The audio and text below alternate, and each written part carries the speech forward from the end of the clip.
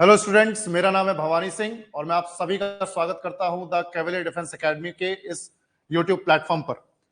अब जैसे कि आप लोगों का FLT 2 हुआ था, कंडक्ट हुआ है 10th ऑफ अप्रैल को। तो अगेन जैसे हमने पिछले FLT के कुछ टफ क्वेश्चंस को उठाया था, मैप बेस्ड क्वेश्चंस को उठाया था, यहां से भी कुछ मैप बेस्ड क्वेश्चंस को मैंने पिक किया है जहां मुझे लगता है कि थोड़ी सी तुम्हें परेशानी हुई होगी।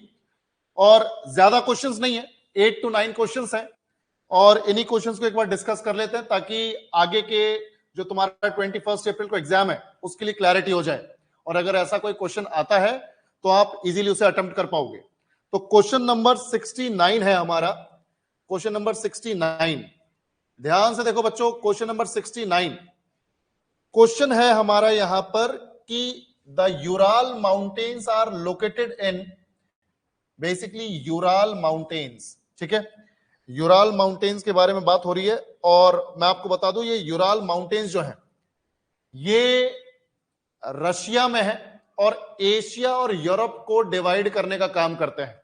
और क्वेश्चन यही पूछा है, लोकेशन पूछी हुई है, तो Ural mountains are located in Germany, France, Russia, Argentina. तो आंसर रशिया है, पर रशिया में कहां पर है, क्या एक्सपेंशन है, वो एक बार फटाफट से देख लेते हैं वर्ल्ड के मैप पर ताकि इसकी लोकेशन आपको याद हो जाए और इसके रेस्पेक्ट में अगर कोई क्वेश्चन आता है तो आराम से अटेम्प्ट कर पाओगे। देखो भाई, यहां पर ये अपना वर्ल्ड का मैप है और इस वर्ल्ड के मैप में ध्यान से देखो बच्चों, ये अपना यूरोप और एशिया आपको दिख रहा है। यहां से ये देखो, यहां से इस तरह से ये है यूराल माउंटेन रेंज। भाई लोग, ये है अपने यूराल माउंटेन रेंज। तो यूराल ने क्या किया, इधर ये यूरोप है, यूरोप हमारा कॉन्टिनेंट, और इधर ये अपना एशिया है। और एक चीज ध्यान से देखो, यूराल ने रशिया को भी डिवाइड कर दिया, यानी यूराल के वेस्ट में जो पार्ट है रशिया का, इट कम्स अंडर यूरोप, जबकि जो इसका ईस्टर्न पार्ट है, that eastern part comes under Asia. तो आप ये कह सकते हो कि रशिया जो है वो दो हिस्सों में डिवाइडेड है, दो कॉन्टिनेंट्स में डिवाइडेड है, यूरोप और Asia. So basically Ural mountain range divides और separates Asia continent from Europe continent. I hope तुम्हें यह समझ में आया हो, इसकी लोकेशन क्लियर हुई हो, ठीक है। अब ध्यान से देखो, हमारे पास है नेक्स्ट क्वेश्चन, और नेक्स्ट क्वेश्चन में देखो बच्चों, नेक्स्ट क्वेश्चन है 70, नेक्स्ट क्वेश्चन 70, और 70 जो हमारा ये क्वेश्चन है, ये देखो ध्यान से, arrange the following features from downstream to upstream. अब रिवर हम सब जानते हैं और रिवर की स्ट्रीम को भी हम जानते हैं। रिवर जो है वो हाई ऑल्टीट्यूड से लो ऑल्टीट्यूड की तरफ फ्लो करती है। ऑब्वियस सी बात है, जिस तरफ स्लोप मिलेगा पानी को, पानी उसी तरफ बहेगा। और जिस डायरेक्शन में पानी बहता है, तो जिस डायरेक्शन में उसका फ्लो है, हम उसे तो बोल देते हैं कि भाई वो डाउनस्ट्रीम जा रही है, डाउनस्ट्रीम जा रही है।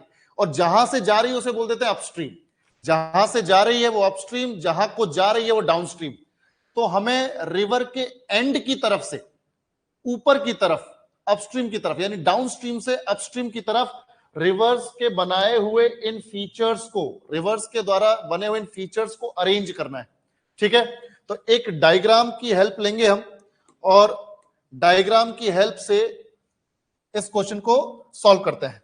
देखो, सपोज करो बच्चों कि ये है हमारा यहां पर सरफेस, ये लैंड है, और यहां पर इस तरह से ये कोई माउंटेन रेंज है, ये कोई माउंटेन रेंज है इस तरह से, ठीक है, ये माउंटेन रेंज हो गई, इस तरह से ये माउंटेन रेंज हो गई। और देखो ध्यान से, सपोज करो कि यहां पर कोई ग्लेशियर है, कोई ग्लेशियर है ये, और इस ग्लेशियर के मेल्ट होने से, इस ग्लेशियर के मेल्ट होने से एक स्ट्रीम जनरेट हो रही है, एक रिवर जनरेट हो रही है।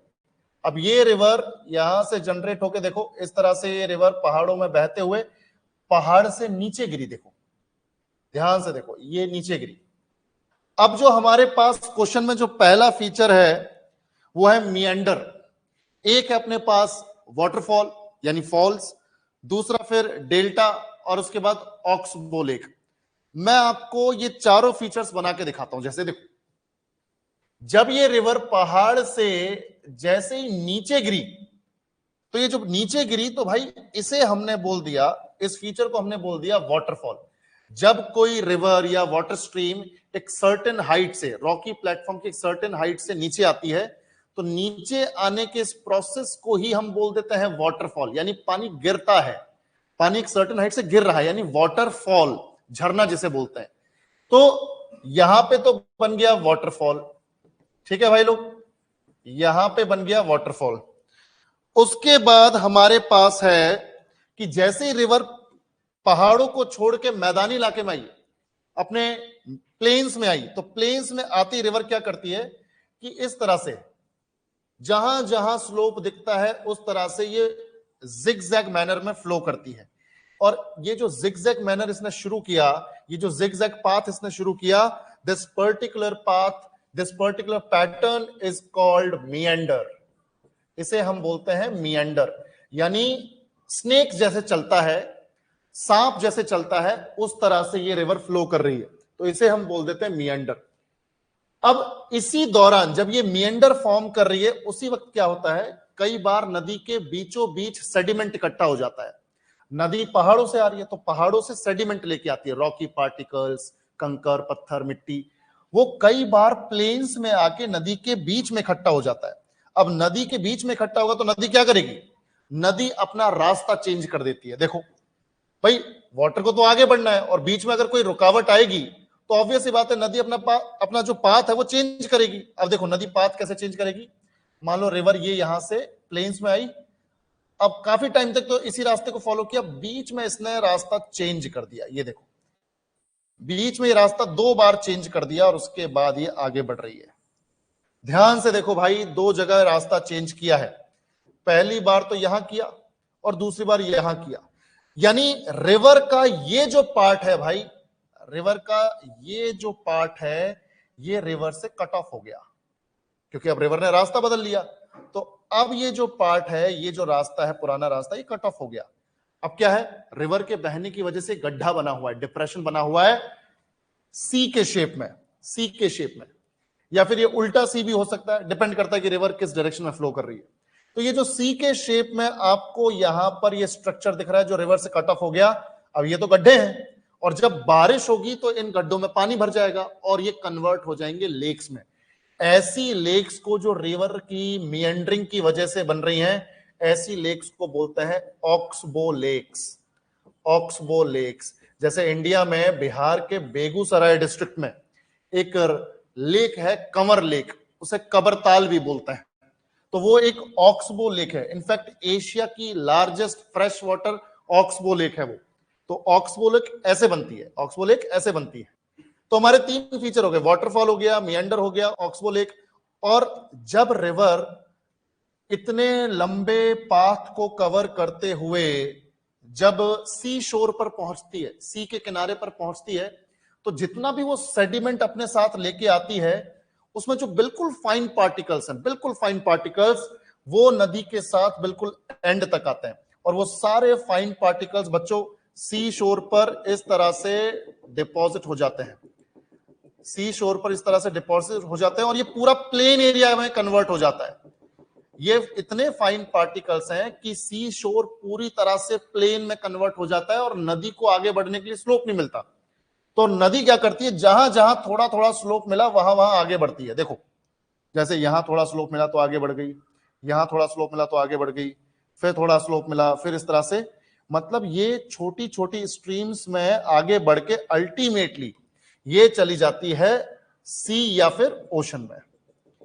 तो ये जो डिपोजिशन ऑफ सेडिमेंट हुआ, ध्यान से देखो बच्चों, ये जो डिपोजिशन ऑफ सेडिमेंट हुआ, इस डिपोजिशन ऑफ सेडिमेंट को हम बोलते हैं डेल्टा। तो अब हमें क्या मार्क करना था, हमें मार्क करना था बच्चों डाउनस्ट्रीम से अपस्ट्रीम की तरफ फीचर्स को। तो डाउनस्ट्रीम से अपस्ट्रीम की तरफ जो फीचर हैं, तो जैसे क्वेश्चन में मिएंडर को दिया हुआ है पहले नंबर पर, मैं नंबरिंग कर देता हूं ताकि तुम्हारे लिए अटेम्प्ट करना इजी हो जाए।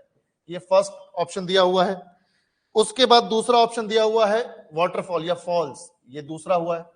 उसके बाद हमारा जो डेल्टा है वो तीसरे नंबर पे दिया हुआ है, और चौथे नंबर पर दिया हुआ है ऑक्सबो लेक।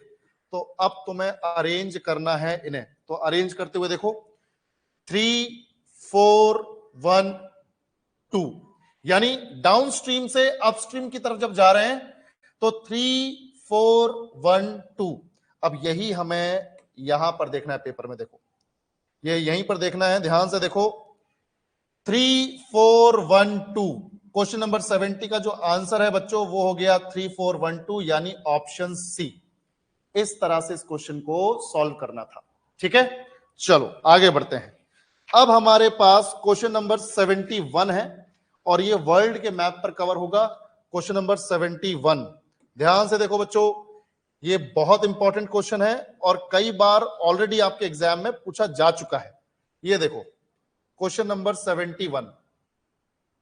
क्वेश्चन नंबर 71 क्या बोल रहा है कि which of the following is the driest desert of the world.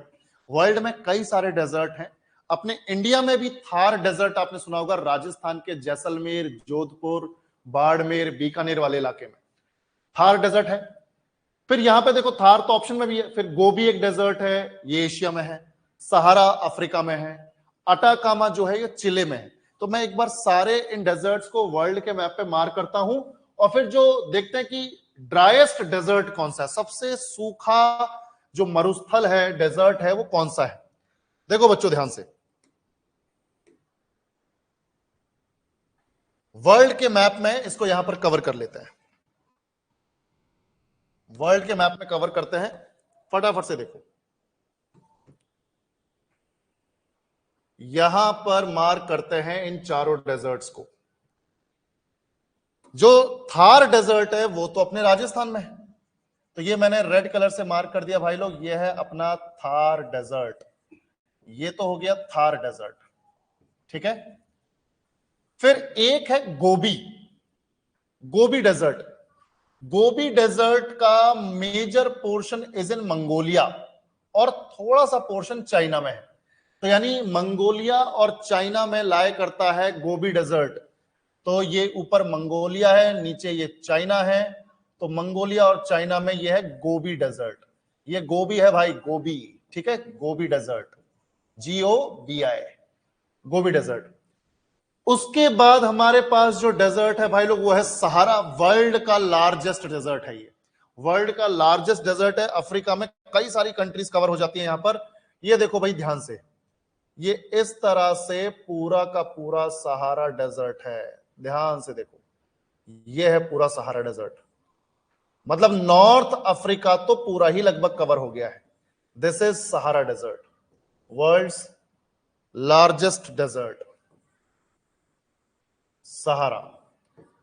ठीक है, और फिर चिले में है अटाकामा, ध्यान से देखो, थोड़ा पेरू, थोड़ा बोलीविया, थोड़ा अर्जेंटीना और ज्यादा चिले। भाई लोग ये हो गया Atacama desert, Atacama mainly in Chile, Atacama. और अब तुम बोलोगे सर इसमें से ड्राइएस्ट कौन सा है, तो बेटा ड्राइएस्ट है अटाकामा। ड्राइएस्ट इसलिए बोल रहे हैं क्योंकि बाकी डेजर्ट्स में तो कुछ सर्टेन अमाउंट में प्रेसिपिटेशन यानी रेनफॉल होती है, पर ये जो अटाकामा है ना, यहां पर 1 मिलीमीटर से भी कम बारिश होती है साल में। मैं आपको साल की ऑन एन एवरेज रेनफॉल बता रहा हूं, एवरेज रेनफॉल है 1 मिलीमीटर से भी कम। इनफैक्ट अटाकामा डेजर्ट के कुछ रीजन्स तो ऐसे हैं जहां पर पिछले 500 सालों से बारिश नहीं हुई है। तो तुम सोच लो सबसे ज्यादा सूखा डेजर्ट है अटाकामा। ठीक है, तो हमारा जो आंसर है बेटा वो है अटाकामा डेजर्ट। और क्वेश्चन नंबर 71 हम देख रहे थे, तो यहां पे क्वेश्चन में क्या पूछा है, which of the following is the driest desert of the world. So answer should be D, Atacama, Chile में। ठीक है, चलो क्वेश्चन नंबर 75। क्वेश्चन नंबर 75 देखो बच्चों, क्वेश्चन नंबर 75 बेसिकली ये एक बहुत ही बढ़िया क्वेश्चन है, तुम्हें समझ में आएगा। देखो ये है क्वेश्चन नंबर 75। क्वेश्चन नंबर 75 है, सोकर wetland has been recognized as a wetland of international importance, where is it located? Wetland का मतलब होता है ऐसा एरिया जो बेसिकली कहीं लेक के आसपास है, या फिर कहीं किसी पॉन्ड के आसपास है, या कहीं रिवर के आसपास का एरिया है। तो हमें क्या करना है, सोकर वेटलैंड की लोकेशन को आइडेंटिफाई करना है। तो अब हम क्या कर सकते हैं, जैसे तिब्बत में लेक को बोलते हैं सो, TSO, टी साइलेंट है। अब अगर किसी को नहीं भी मालूम और उसने एक आधा कोई लेक पढ़ी है, जैसे पेंगोंग सो लद्दाख में है, या फिर सोमोरिरी स्टैटिक पार्ट है, हम पढ़ते हैं लद्दाख में है, तो उससे भी आइडिया हो जाएगा कि भाई सो अगर ये नाम है लेक का, तो ये कहीं ना कहीं लद्दाख से रिलेटेड है, लद्दाख से रिलेटेड है। तो आप अपने सिर्फ और सिर्फ गेस के बेसिस पे भी इसको अटेम्प्ट कर सकते हो, पर फिर भी अगर ये न्यूज में रहा है तो आपको पता होना चाहिए। सोकर की एग्जैक्ट लोकेशन है लद्दाख। और मैं आपको बता दूं कि ये जो सोकर है, सोकर लेक जो है, ये बेटा देखो, ये एक रामसर साइट है, रामसर साइट है। अगर किसी को रामसर साइट नहीं मालूम तो मैं बता दूं, 1971 में ईरान का एक कोस्टल शहर है, ईरान का एक कोस्टल शहर है, कोस्टल सिटी है, उसका नाम है रामसर। तो 1971 में कई सारी कंट्रीज ने रामसर कन्वेंशन में पार्टिसिपेट किया था। और रामसर कन्वेंशन में सभी कंट्रीज ने ये डिसाइड किया, जिन्होंने पार्टिसिपेट किया, कि भाई हमारी कंट्री में जहां जहां पर ऐसे नेशनल इंटरनेशनल इंपॉर्टेंस के वेटलैंड्स हैं, हम उन्हें कंजर्व करेंगे, ताकि वहां पर रहने वाली जो स्पीशीज हैं वो आराम से अपना सरवाइव कर सकें और उनको कंजर्व किया जा सके। तो ईरान के रामसर कन्वेंशन में सभी पार्टिसिपेटिंग कंट्रीज ने डिसाइड किया कि वो अपनी कंट्रीज के इंटरनेशनल इंपॉर्टेंस के वेटलैंड्स को कंजर्व करेंगे। तो इंडिया में आज के टाइम में 65 प्लस रामसर साइट्स यानी वेटलैंड्स को कंजर्व किया जा रहा है। उसी में से एक है सोकर। सोकर हमारी 42nd रामसर साइट है, 42nd रामसर साइट है बच्चों, ठीक है। और इसीलिए ये न्यूज में भी है और इसीलिए आपसे पूछा जा रहा है। तो लद्दाख में है, एक बार फटाफट से लद्दाख में इसकी लोकेशन को आइडेंटिफाई कर लेते हैं, ताकि आपके दिमाग में बैठ जाए कि ये लद्दाख में कहां पर है। देखो, इंडिया के मैप पर इसको हम यहां मार्क करते हैं। इंडिया के मैप में ये अपना लद्दाख यूनियन टेरिटरी है। ध्यान से देखो, सब लोगों को ये लाइंस मालूम है, क्योंकि लाइंस के रेस्पेक्ट में याद रखोगे लोकेशन एक्यूरेटली याद रहेगी। ये है LOC, लाइन ऑफ कंट्रोल। ये है LAC, line of actual control. ये गिलगित बल्तिस्तान, ये आजाद कश्मीर जो पाकिस्तान के फिजिकल एनेक्सेशन में है, ये अक्साई चीन जो चाइना के फिजिकल एनेक्सेशन में। तो हमारे पास लद्दाख का इतना पार्ट है और J&K का इतना पार्ट है। अब हमारे पास जो लद्दाख है, उस लद्दाख में ध्यान से देखो बच्चों, यहां पर तो एक लेक है, सलाइन वाटर वाली लेक है, इसे बोलते हैं पेंगोंग सो, यानी Pangong lake. So whether you call it Pangong Tso और Pangong lake, it is same. और यहीं पर एक लेक है बच्चों जो पूरी तरह से लद्दाख में है, इसका नाम है सोमोरिरी। सो मतलब लेक, मोरिरी इसका नाम है, लेक मोरिरी। और इसी सोमोरिरी के पास यहां पर है बच्चों सोकर, जिस लेक की हम बात कर रहे थे, जिस वेटलैंड की बात कर रहे हैं, सोकर। तो ये सोमोरिरी के पास है लद्दाख में, ठीक है। तो ये हो गया हमारा 42nd रामसर साइट की लोकेशन। आई होप तुम्हें समझ में आया हो। अब एक थर्ड लास्ट क्वेश्चन है बच्चों, क्वेश्चन नंबर 85। देखो ध्यान से, क्वेश्चन नंबर 85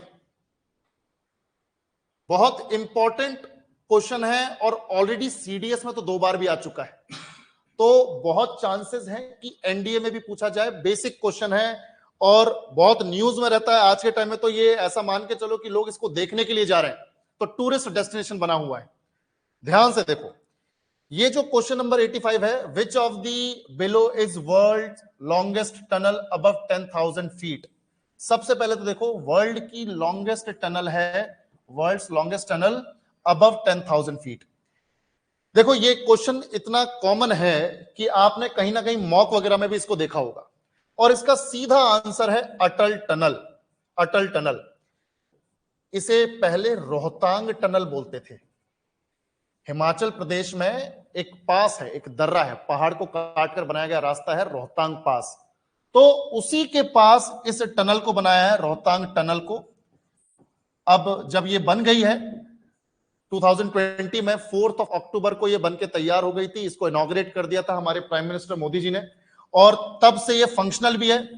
अटल टनल इसका नाम कर दिया, पहले रोहतांग टनल था। एक चीज मैं आपको बताता हूं, यहीं पर बता देता हूं, ये जो अटल टनल है इसका कंस्ट्रक्शन शुरू हुआ था 2010 में, जब हमारे प्राइम मिनिस्टर थे डॉक्टर मनमोहन सिंह। 2010 में इसका कंस्ट्रक्शन शुरू हुआ और इसका कंस्ट्रक्शन पूरा हुआ 2020 में 4 अक्टूबर को, और उसी टाइम इसको इनॉग्रेट भी कर दिया 2020 में। इस टनल को बनाया है बॉर्डर रोड्स ऑर्गेनाइजेशन ने, बीआरओ ने। और आप सबको मालूम है बीआरओ का काम क्या है? बीआरओ का काम है इंटरनेशनल बॉर्डर के आसपास हमारे जो ट्रांसपोर्टेशन है, रोड ट्रांसपोर्टेशन, उसको मजबूत करना, उसको स्ट्रेंथन करना। और बीआरओ आज के टाइम में हमारे इंटरनेशनल बॉर्डर्स के आसपास बहुत बढ़िया सड़क बना रही है। 1960 में बीआरओ को एस्टैब्लिश किया गया था, और ये मिनिस्ट्री ऑफ डिफेंस के अंडर आती है। मिनिस्ट्री ऑफ डिफेंस के अंडर आती है, और बहुत ही स्किल्ड ऑर्गेनाइजेशन है, बहुत बढ़िया तरीके से, बहुत ही खतरनाक टेरेंस में ये सड़कें बना रही है। और एक चीज और याद रखो, ये अटल टनल की जो लेंथ है, इट इज 9.02 किलोमीटर्स। और जैसा कि यहां पे लिखा है कि वर्ल्ड की लॉन्गेस्ट टनल है अबव 10,000 फीट। 10,000 फीट को इस तरह से मान लो कि लगभग 3048 मीटर्स की हाइट है।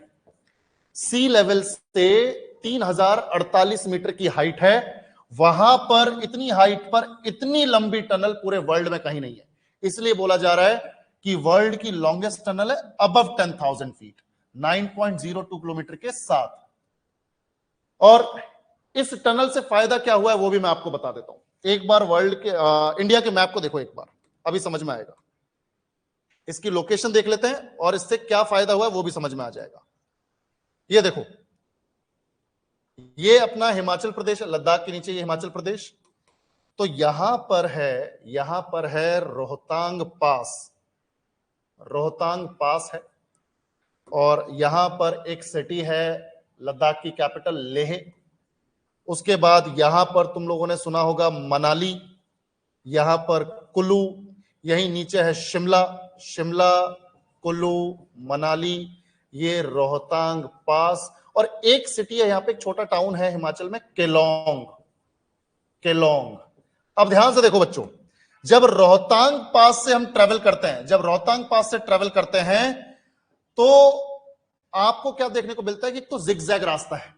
जिगजैग रास्ता है रोहतांग पास, और आज के टाइम में टूरिस्ट डेस्टिनेशन बना हुआ है। लोग घंटों जैम लगा के, ट्रैफिक जैम लगा के यहां पर हिमाचल की सीनिक ब्यूटी के मजे लेते हैं, जिसकी वजह से ट्रैफिक इतना जाम रहता है कि 6-6 घंटे लोगों को लग जाते हैं इस पास को क्रॉस करने में। तो यहां पर इस टनल को बनाया ही इसलिए गया कि भाई किसी को सीनिक ब्यूटी के मजे लेने तो वो पास से जाए, पर अगर किसी को जल्दी पहुंचना है तो वो टनल का रास्ता ले ले, क्योंकि पास से जाने में तो लग जाएंगे 6-7 घंटे, पर अगर आपको जल्दी जाना है तो आप सीधे क्या कर सकते हो, मनाली से इस टनल के थ्रू जाओगे और केलोंग पहुंचोगे। 6 घंटे की जर्नी इस टनल की वजह से आपकी 2 घंटे की हो जाती है। ठीक है भाई, ये स्टेटमेंट भारत सरकार की अपनी ऑथेंटिक वेबसाइट्स पर दिया हुआ है, उसके बेसिस पे ये फैक्ट बता रहा हूं कि 6 घंटे की जर्नी को 2 घंटे में कन्वर्ट कर दिया है हमारी इस अटल टनल ने। ये अटल टनल है, अटल टनल ने 6 घंटे की जर्नी 2 घंटे में कन्वर्ट कर दी है। 15 मिनट लगते हैं आपको मुश्किल से इस टनल को पार करने में, पर इसका जो रास्ता है वो इस रास्ते से बढ़िया है, क्योंकि यहां ट्रैफिक जैम होता है, यहां पे ट्रैफिक जैम नहीं है। ठीक है, तो आई होप तुम्हें समझ में आया हो। इसके बाद हमारे पास एक बहुत सिंपल सा क्वेश्चन है, फटाफट हो जाएगा बच्चों, ध्यान से देखो। क्वेश्चन नंबर 87, क्वेश्चन नंबर 87, ध्यान से देखो। क्वेश्चन नंबर 87 ये हमारी माउंटेन रेंजेस को लेकर है, सेकंड लास्ट क्वेश्चन, ध्यान से देखो। Question number 87, arrange the following mountain ranges from south to north. South to north arrange करना है, पीर पंजाल, जास्कर, लद्दाख और काराकोरम, इन्हीं के उल्टे सीधे ऑर्डर्स दिए हुए हैं, पीर पंजाल, जास्कर, लद्दाख, काराकोरम। ध्यान से देखो बेटा, फटाफट से अपने इंडिया के मैप पर लोकेट कर देते हैं और उसके बाद ये क्वेश्चन भी खत्म हो जाएगा। ध्यान से देखो, जैसे ये हमारे पास लद्दाख, जम्मू एंड कश्मीर और हिमाचल है, तो ये जो लाइन है ये तो सबको मालूम है, इस लाइन को बोलते हैं एलओसी, इस लाइन को बोलते हैं एलएसी। और ध्यान से देखो, ये हमारी एक माउंटेन रेंज है, इस माउंटेन रेंज का नाम है बच्चों काराकोरम रेंज, काराकोरम रेंज, ठीक है, काराकोरम रेंज है। उसके बाद इसी के पैरेलल एक दूसरी रेंज है, इसका नाम है लद्दाख रेंज। यूनियन टेरिटरी का नाम भी लद्दाख और माउंटेन रेंज का नाम भी लद्दाख, लद्दाख रेंज। और इसके पैरेलल फिर एक और माउंटेन रेंज है जो हिमाचल तक एक्सटेंडेड है, इसका नाम है बच्चों जास्कर, जास्कर रेंज, जास्कर रेंज। और फिर मिडिल हिमालय, ये तो ट्रांस हिमालयाज है, तीनों को मिला के बोलते हैं ट्रांस हिमालयाज। ट्रांस हिमालयाज का मतलब है जो हिमालयाज के दूसरी तरफ की रेंजेस हैं, ट्रांस मतलब दूसरी तरफ, आर पार। तो जब आप हिमालयाज को पार करोगे, दूसरी तरफ जाओगे, तो ये तीन ट्रांस हिमालयन रेंजेस मिलेंगी, काराकोरम, लद्दाख, जास्कर। पर हिमालयाज में जो सेंट्रल ब्रांच है वो इस तरह से हिल्स के फॉर्म में डिवाइडेड है, अलग अलग हमारी टेरिटरीज में। और जम्मू एंड कश्मीर में मिडिल हिमालय को बोलते हैं पीर पंजाल रेंज। क्या बोलते हैं? पीर पंजाल रेंज। जम्मू एंड कश्मीर में मिडिल हिमालय को पीर पंजाल, हिमाचल में धौलाधार, उत्तराखंड में मसूरी। तो पीर पंजाल ये हो गई। अब हमें साउथ टू नॉर्थ अरेंज करना था, तो देखो साउथ टू नॉर्थ यानी पीर पंजाल पहले आएगी, उसके बाद जास्कर दूसरे नंबर पर, उसके बाद लद्दाख तीसरे नंबर पर और चौथे नंबर पर काराकोरम। पीर पंजाल, जास्कर, लद्दाख, काराकोरम, पीर पंजाल, जास्कर, लद्दाख, काराकोरम। और अब क्वेश्चन देख लेते हैं, ये क्वेश्चन भी अटेम्प्ट कर जाओगे। पहला ऑप्शन देखो, पीर पंजाल, जास्कर, लद्दाख, काराकोरम, यही तो सीक्वेंस पढ़ा हम लोगों ने, यही आंसर है। आंसर है हमारा ए, 87 का ए। अब फटाफट से देखो बच्चों लास्ट क्वेश्चन, और लास्ट क्वेश्चन है हमारा 88। लास्ट क्वेश्चन 88 आपको दिख भी रहा होगा।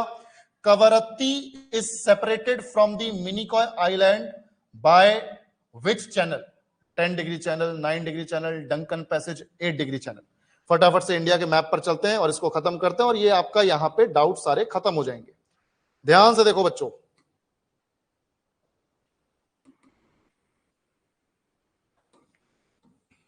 ये देखो, ये अपने इंडिया का मैप है, और इंडिया के मैप में यहां पर ये केरल के सामने लक्षद्वीप ग्रुप ऑफ आइलैंड्स है।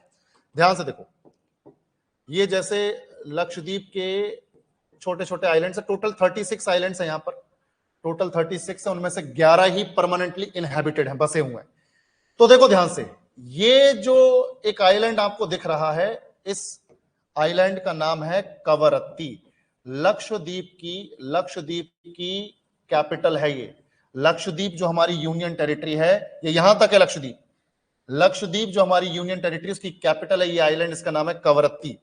और वहीं लक्षद्वीप का ही पार्ट है ये, बिल्कुल थोड़ा अलग है, मेन ग्रुप से थोड़ा आइसोलेटेड है, इसका नाम है मिनिकॉय।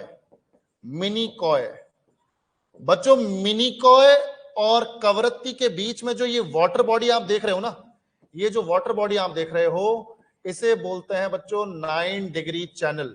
इसे क्या बोलते हैं? 9 डिग्री चैनल।